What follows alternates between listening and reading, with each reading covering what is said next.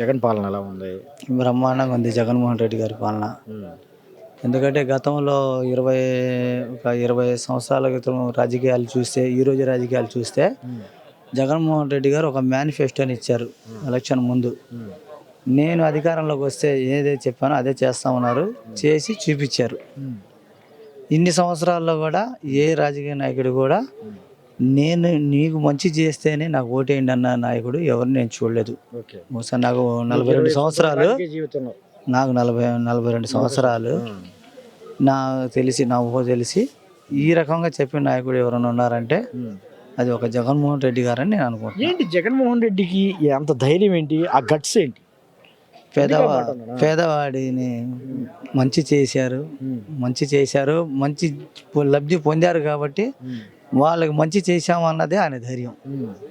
ఆ ధైర్యంతోనే ఆ మాట చెప్తుంది. మీరు మంచి జరగకపోతే ఓటేద్దాం. అవును, మీ ఇంట్లో నా వల్ల మంచి జరిగితే వేయండి, లేకపోతే వేయద్దు అంటున్నాడు.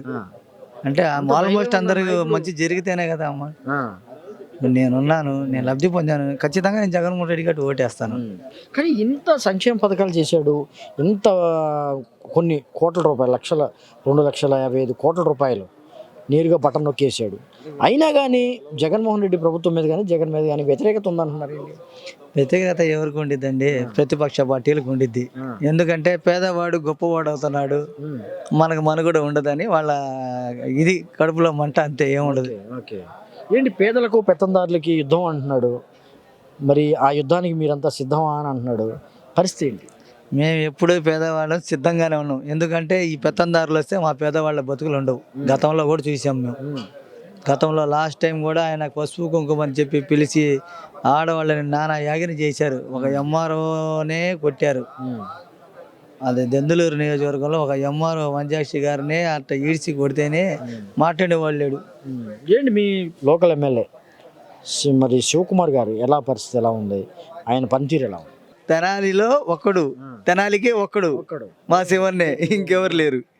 ఎందుకంటే తెనాలి నియోజకవర్గంలో ప్రతి గడపలో ఆయన పేరు పెట్టి పలకరించే ఇది ఉంది. అన్న అని మనం వెళ్ళి కూడా ఆయన పలకరించే స్వతంత్రం ఏ నియోజకవర్గంలో ఏ ఎమ్మెల్యే కూడా మనం మాట్లాడలేము. ఆయన ఎక్కడ ఉంటాడో కూడా తెలియదు. ఈయన ఎక్కడ ఉంటాడంటే లెగిస్తే కాలేజీలో ఉంటాడు, లేకపోతే ఆయన ఆఫీస్లో ఉంటాడు. అక్కడికి వెళ్ళినా కూడా శివన్ ఎక్కడ ఉన్నాడంటే ఫలానా చెంచిపేటలో ఉన్నాడు, అక్కడికి వెళ్ళి కూడా మా సమస్య చెప్పుకోవచ్చు. అటువంటి లోకల్ నాయకుడు మా శివన్న. అంత బాగా లోకల్, ప్రతి గడపలో కూడా ఆయన పేరు పెట్టి పిలిచే ఇది ఉంది ఆయనకి. ఇప్పుడు 2,20,000 దాదాపు ఓటర్లు ఉన్నాం. దగ్గర 2 లక్షల మంది ఆయన పేరు పెట్టి పిలిచే ఇది ఉంది ఆయనకి. ఆయన స్థానిక, ఆయన పుట్టగా ఇక్కడ, ఆయన నాన్న మినిస్టర్ చేశారు, ఆయన ఇక్కడ తెల్లారితే ప్రతి ఒక్కరిని పేరు పెట్టి పిలిచే ఇది ఆయనకు ఉంది. కానీ మనోహర్కి ఎలా ఉంది ఇక్కడ? ఆయనకి ఏం లేదండి ఇక్కడ. ఎందుకంటే అసలు ఆ క్యాటరీ లేదు ఆయనకి. సొంత నియోజకవర్గం అంటాడు. సొంత నియోజకవర్గం ఎట్టాగైతే, సొంత నియోజకవర్గానికి ఎట్టాగైద్దండి? సరే, ఇప్పుడు ప్రజల్లోని పరిపాలించే ప్రజానాయకులు ఎట్లా ఉండాలి? ప్రజల్లో ఉండాలి. అంత పెద్ద కరోనా మహమ్మారి వస్తే నువ్వు వచ్చి నియోజకవర్గాన్ని చూడలేదు, వాళ్ళు వచ్చి నేను నింటున్నాను నాకు ఓట్లు ఏంటంటే ఎత్తరైంది తెనాలి జనం.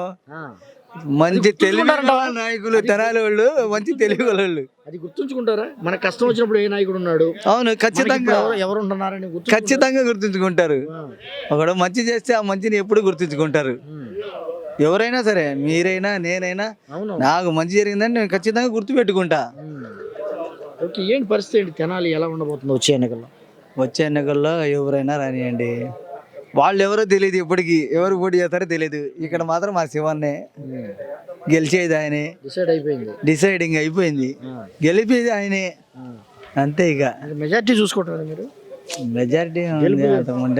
మెజారిటీ ఎక్కువ వచ్చింది. ఎందుకంటే తెనాలి నియోజకవర్గంలోనే ఇప్పుడు 22,000 స్థలాలు ఇచ్చారు. ఏ నియోజకవర్గంలో కూడా ఇన్ని స్థలాలు ఇచ్చిన వాళ్ళు ఎవరు లేరు. 22,000 స్థలాలు ఇచ్చిన ఫ్లాట్లు ఒక్క తెనాలి నియోజకవర్గంలోనే. మరి ఇది కానీ ఎవరు గెలుస్తారు?